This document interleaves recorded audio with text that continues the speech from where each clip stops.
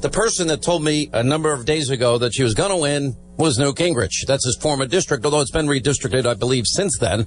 And when the votes were coming in last night, it was exactly pinpoint accurate as he had predicted to me the day before. And the former Speaker of the House, Newt Gingrich, joins us now. His brand new book, Understanding Trump, is one of the best-selling books now in the country. Amazon.com, Hannity.com, bookstores everywhere. Mr. Speaker, how are you, sir? Well, I'm doing great, and of course I was thrilled last night with Karen Handel's victory, and with the victory in South Carolina. We're now 4-0.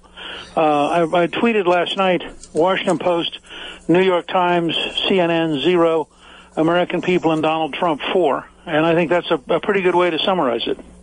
Well, it's a great way to summarize it, I think, in a lot of ways, because, you know, this destroy Trump strategy that they had in your old district collapsed in Georgia. And by the way, South Carolina was a pickup. No, that was Mulvaney's seat. Oh, that's right. Okay. I thought it was a pickup. All right. So, but the bottom line is it's 4-0. Right.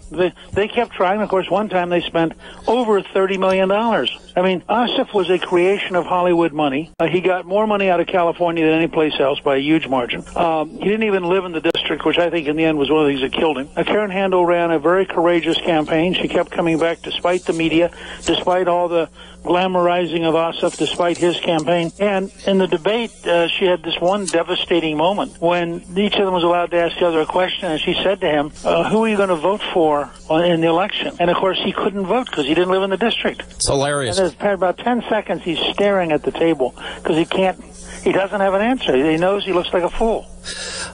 Somebody actually took the time to walk from his house into the district, and it was a 2-hour walk.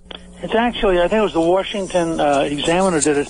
The guy was put it on Facebook, did the whole thing on Facebook Live, and it's hysterical. I mean, it made so vivid that this guy had nothing to do with the district that it was very, very powerful. Yeah. You know, it's funny because then you watch Hollywood. This was a big loss for them last night. You know, Alyssa Milano. Oh, we need a group hug. Oh, let's get in. Rosie, Donald Trump is the darkness himself. And Deborah Messing, this is so hard to process. We need joy. And, you know, I go back and I'm thinking, this is all part of this narrative. And you get into this in your book. They cannot accept that Donald Trump won. And then we get into more serious and more sinister issues involving this. And that is Robert Mueller and what Robert Mueller is doing. And of course, the collusion he has and the conflicts of interest he has with both Rosenstein and with James Comey. And then, of course, he's hiring Clinton's lawyers. And then he's hiring people that donated to Obama and donated to Hillary Clinton. And they're not investigating Loretta Lynch. They're not investigating Hillary Clinton. No, they're using investigative creep, and they go from Russia-Trump collusion to obstruction to financial issues of Jared Kushner. When does this end? Well, I think it's not going to end until they find somebody.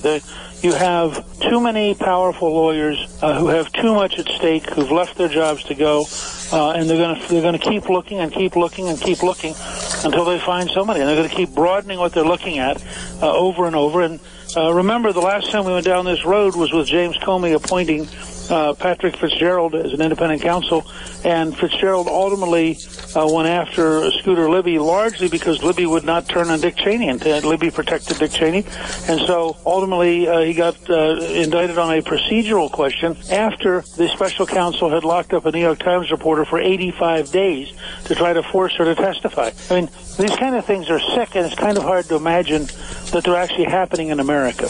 But there's more Obama-Clinton donor hires. They're doubling down on these people. They did another one yesterday. Oh, that's what's amazing is after I pointed it out and I suggested, because the Justice Department itself was 97% donations to Hillary and 3% to Trump. The law firm that Mueller comes from, Wilmer Hale, was 99, this is almost impossible to believe, they were 99.81% for Hillary and 0.18 of 1% for Trump. That means they gave $500 to Hillary for every dollar they gave to Trump. And I pointed out that if he really wanted us to believe he wasn't biased, he could hire one pro-Trump lawyer for every pro-Clinton lawyer. And as you point out, he promptly went out and hired another Clinton lawyer. I mean, it was kind of like just thumbing his nose at the whole country. There is a report in the New York Post today, and it quotes Paul Sperry in a much overlooked development that I think could force a public showdown now between Lynch and James Comey.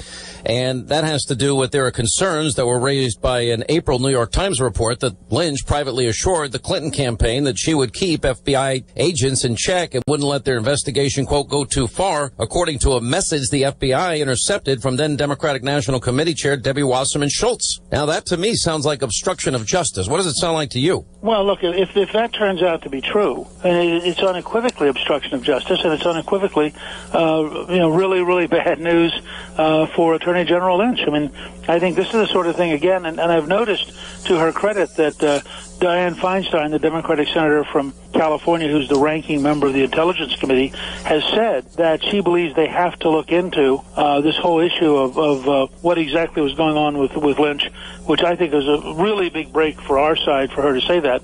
So I think that it'll be very, very interesting to see what happens next in that situation. And I do think that there's a pretty fair chance that you're going to see an investigation of Lynch. If what you just reported is true, it's in the New York Post today. Then I think that it is a very, very big story, and I think that it has a real event that I think that it could well lead to huge trouble. One of the things I went back, I'm in Washington today, and I don't get down here all that often, although I was down here last week, is, I was talking with a bunch of really smart, engaged people today. And, once we were talking about once the deep state hopefully gets cleaned up and the Obama holdovers are pushed out and those leakers are discovered and those people that perhaps are abusing or weaponizing politically the intelligence community, somebody pointed out to me, and I thought a very intelligent woman, she goes, if you go back and listen to the president's inaugural speech, it was very dynamic and very powerful. And in that speech, he reiterated his contract with the American voter. And those are the things, the agenda items he wants to accomplish. And I was thinking, it'd be a really good thing in spite of Mueller, in spite of all that's going on, in spite of the conspiracy theories, for him to really take those issues again directly to the American people and get this done. Well, I hope that he will do more and more of that. I know that he's in Iowa today. He has a great program underway, and I think if he will continue to work on it, that the American people will rally to him. Well, and I think that's important. Are you confident that Paul Ryan and Mitch McConnell have the urgency needed so that by the end of the year we're going to have the 15% corporate rate, the repatriation rate at 10%, middle-class tax cuts, Obamacare repealed and replaced, and an alternative put in place? We're going to have the funding for the border wall. That we're these to me are fundamental basic things, and it's, here it is almost July and we're not there. Well, I think that... you think I'm impatient and I don't know how Washington works because you yell at me all the time. First of all, that Ryan gave a very good speech this week on tax cuts and tax reform, moving the ball in the right direction. I think that Mitch is trying to find 50 votes so that with Pence's vote they could pass a health care bill in the Senate before the July 4th leaving for town. And I have a lot of faith that McConnell has a pretty good sense of how the Senate works.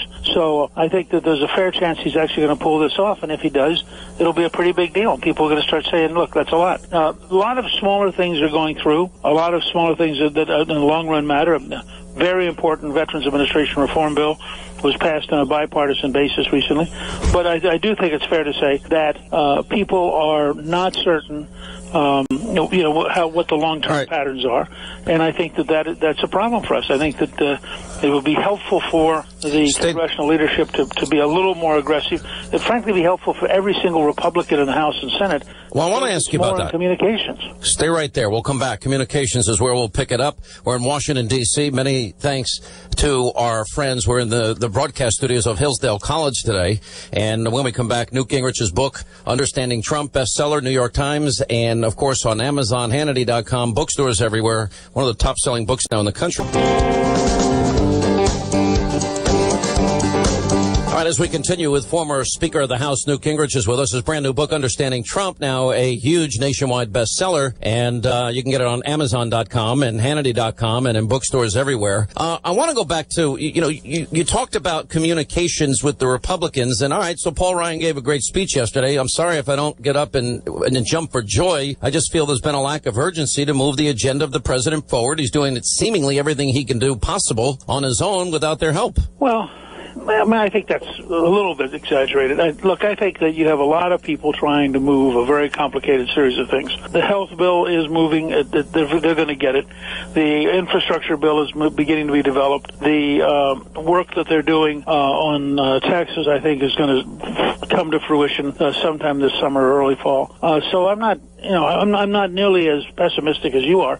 I think that the congressional process is slow and cumbersome and difficult. And again, I think the bigger problem for the Republicans is communications. If they were out there explaining what all the different things we're doing, all the job creation that's underway, all the cuts and regulations that's underway, people have a lot better feeling about how much they're committed to getting things to move. There are actually a lot of things that are positive that are moving that get almost no attention. Well, all right, I understand and I hear what you're saying, and I know that I don't know your background, and I mean, I respect everything that you've done, but I also watched you do it. I watched you accomplish all of this, and to see that, others can't move as fast as you or with the urgency of you, it's a little frustrating to me. I really feel there's a lot at stake here. They've asked for this power. We've given them the power. And I mean, they're having a hard time even repealing, replacing Obamacare. How are we going to get the economic plan done? When are we going to get the wall built? You don't share my frustration, do you? First of all, I think the wall is being built.